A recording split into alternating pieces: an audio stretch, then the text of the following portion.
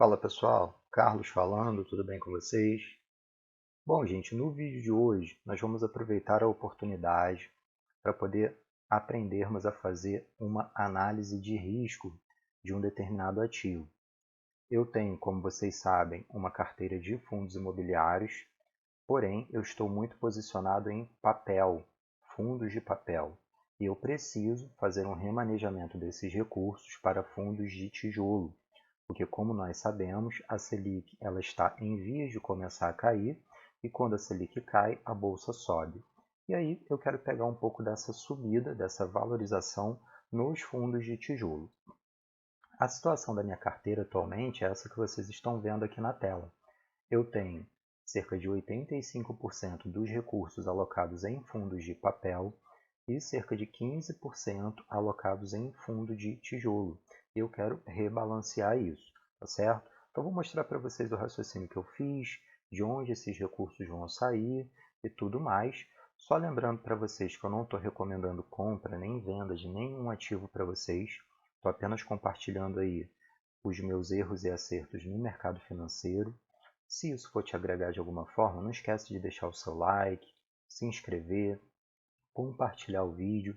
Tudo isso é de graça, você não paga nada e me ajuda bastante aí a continuar produzindo material de qualidade para vocês, tá certo? Bom, então vamos à análise. Como a gente está vendo aqui, né, como eu já falei para vocês, eu estou muito posicionado em papel. A gente percebe olhando esses dois gráficos aqui que eu tenho dois fundos imobiliários de tijolo, que é o BTLG11 e o TRXF11, e a gente percebe que eles ocupam um percentual ou uma fração muito pequena, né, de todo o patrimônio investido em fundos imobiliários.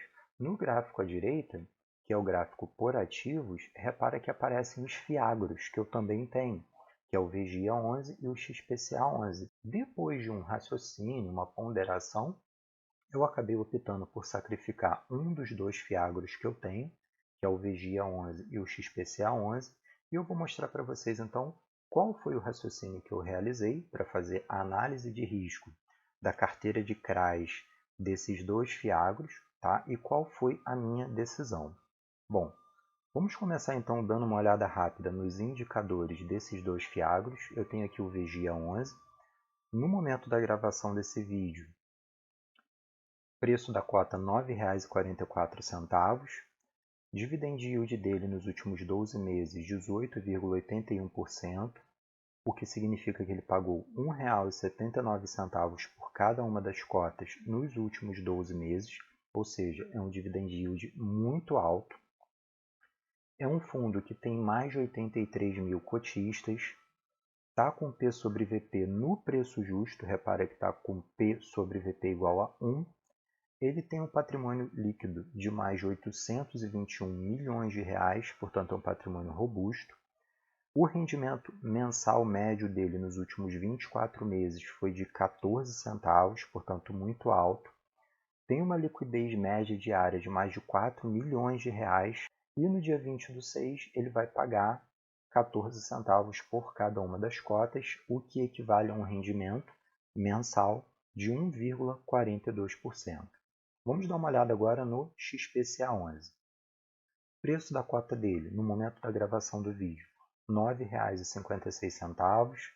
Dividend yield dele nos últimos 12 meses, 16,81%, o que equivale a dizer que ele pagou R$ 1,61 por cada uma das cotas nos últimos 12 meses. Ele tem atualmente mais de 51 mil cotistas ou investidores. O P sobre VP dele está 1,01, portanto, né, também está no preço justo. Patrimônio dele, mais de 317 milhões de reais. Ele pagou aí um rendimento mensal nos últimos 24 meses, médio, né, de 13 centavos por cota.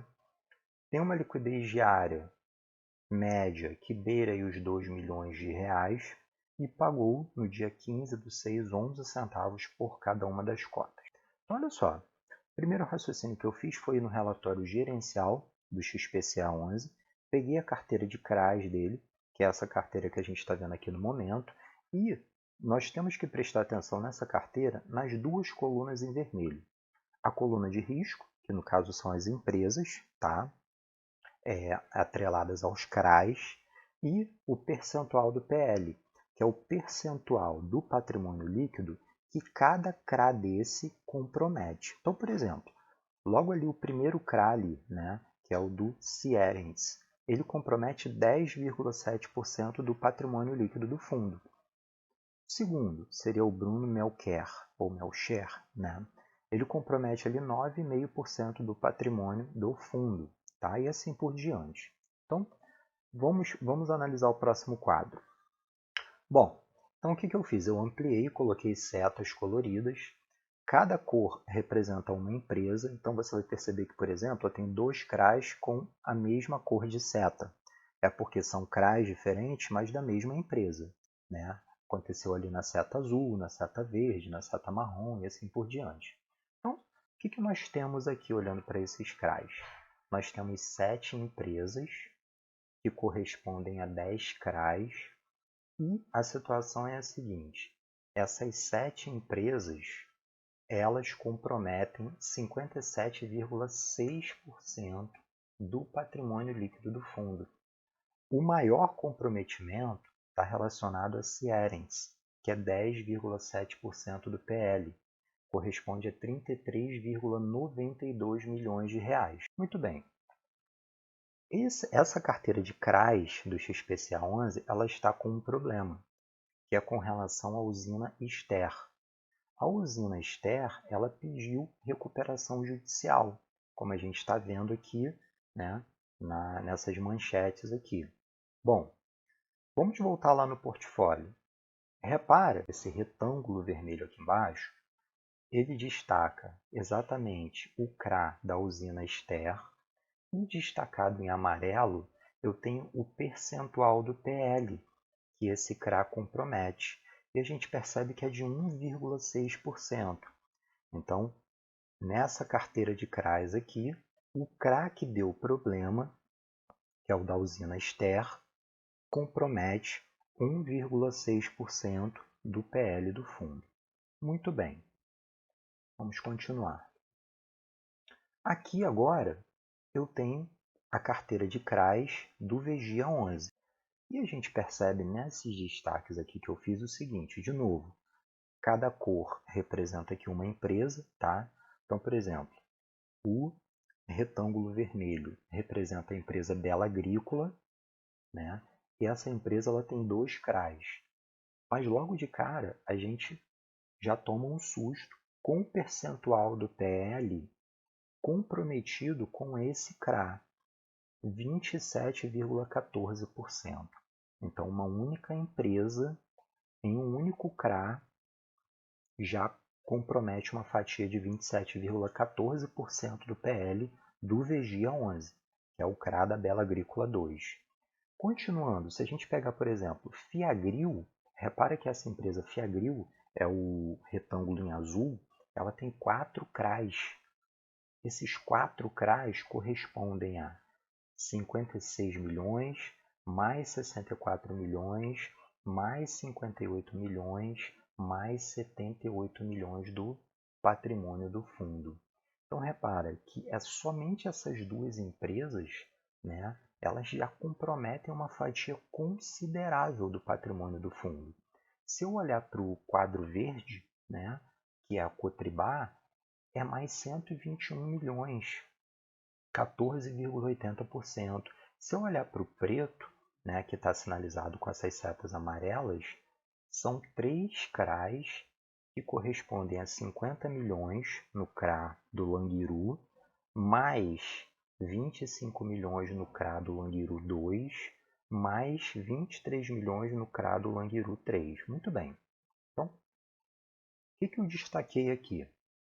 Que 4 empresas daquela carteira de CRAs respondem por 10 CRAs e esses CRAs, amigos, concentram mais de 83% do patrimônio líquido do fundo.